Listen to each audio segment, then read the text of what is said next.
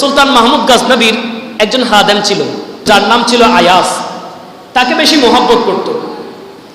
কেমন মহব্বত! আজকে তো আমরা আল্লাহর রিজিক খাই, কিন্তু শুকরিয়া আদায় করি না। মহব্বত করার একটা কারণ আছে। তিনি দিন রাত্রিবেলা রাজমহলের মধ্যে একটা পুটরি নিয়ে বাঁধতে শুরু করেছে। রাজদরবারের যত খাদেমগণ ছিল সবাই চাইতো যে সুলতান মাহমুদ গাজনবী কেন তাকে এত বেশি মহব্বত করে, এই আয়াসকে আমরা রাজমহল থেকে কোনোভাবে যদি বাহির করে দিতে পারি তাহলে আমাদের শান্তি।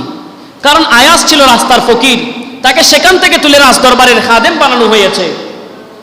এটা যখন তাদের সহ্য হচ্ছে না, একদিন গভীর রাতে দেখে আয়াস একটা গাঁঠি বাঁধছে। তারা সবাই মিলে রাজার কাছে গিয়ে বলছে, হে আমাদের রাজা, ওই যে রাস্তার ফকির একটাকে তুলে এনে আজকে রাজদরবারের মেহমান বানিয়েছেন, রাজদরবারের খাদেম বানিয়েছেন, সে তো আজকে রাজদরবারের বড় দামি দামি জিনিসগুলো নিয়ে যাচ্ছে, গাঁঠি বেঁধে নিচ্ছে, সে তো চলে যাবে আজকে স্বর্ণপাতি সবগুলো নিয়ে। তখন সুলতান মাহমুদ গাজনবী আয়াসের ঘরের দরজার মধ্যে আসলেন। খাদেম গড়ের মধ্যে, সে খেদমত গড়ের মধ্যে, সে গড়ের দরজার মধ্যে করাঘাত করে দেখে আয়াস গড়ের ভিতর থেকে লক করে রেখেছে। কিছুক্ষণ পরে যখন দরজা খুলে দিয়েছে তখন দেখে আয়াসকে ডাক দিয়ে বলে, আয়াস, তুমি গড়ের দরজা এতক্ষণ পর্যন্ত কেন খোলো নাই? রাগান্বিত বলে, মাআযাল্লাহ, আমাকে ক্ষমা করবেন, আমি তো নামাজের মধ্যে ছিলাম। সুবহানাল্লাহ, আমি কোথায় ছিলাম? নামাজে ছিলাম।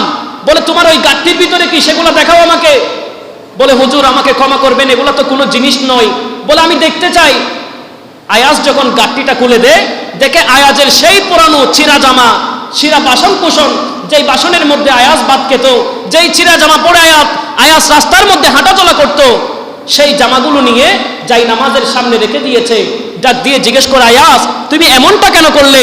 আয়াস ডাক দিয়ে বলে, ও আমার মুনিপ, আমার বাদশা, আমি তো সেই আয়াস ছিলাম যে আয়াস রাস্তার মধ্যে ছিঁড়া জামা পরে ঘোরাফেরা করতাম। আমি তো সেই আয়াস ছিলাম, ভাঙা বাসনের মধ্যে ভাত খেতাম।